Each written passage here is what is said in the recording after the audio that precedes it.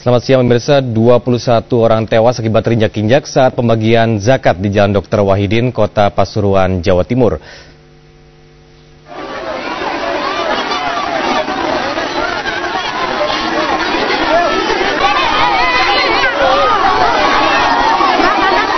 Selain menelan korban jiwa, pembagian zakat ini juga menyebabkan puluhan orang lainnya pingsan karena terinjak-injak.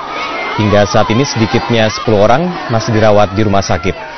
Pembagian ini dilakukan oleh seorang dermawan bernama Haji Saihoni. Dan saat pembagian, rumah Haji Saihoni didatangi ribuan warga yang berebut zakat. Pembagian zakat ini bersemula berjalan tertib, namun tiba-tiba ribuan warga saling berdesak-desakan dan mengakibatkan 21 orang tewas terinjak.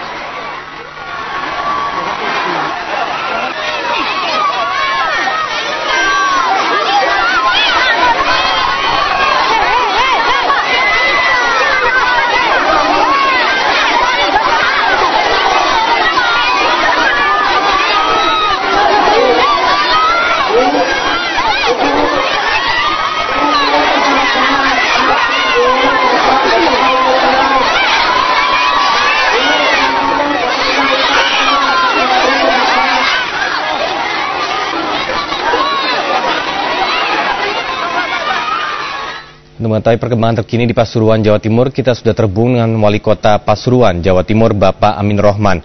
Selamat siang, Pak Amin Rohman. Selamat siang. Ya, Bapak, apakah sebelumnya Bapak sudah mengetahui ada pembagian zakat dengan mendatangkan ribuan warga ini? Enggak, Pak. Jadi memang ke pemerintah daerah yang bersangkutan tidak memberitahukan dan tidak berkoordinasi, sehingga kami dari pemerintah daerah tidak mengantisipasi dengan menyiapkan aparat terkait. Dan sebenarnya sudah berapa kali pembagian zakat ini dilakukan seperti ini?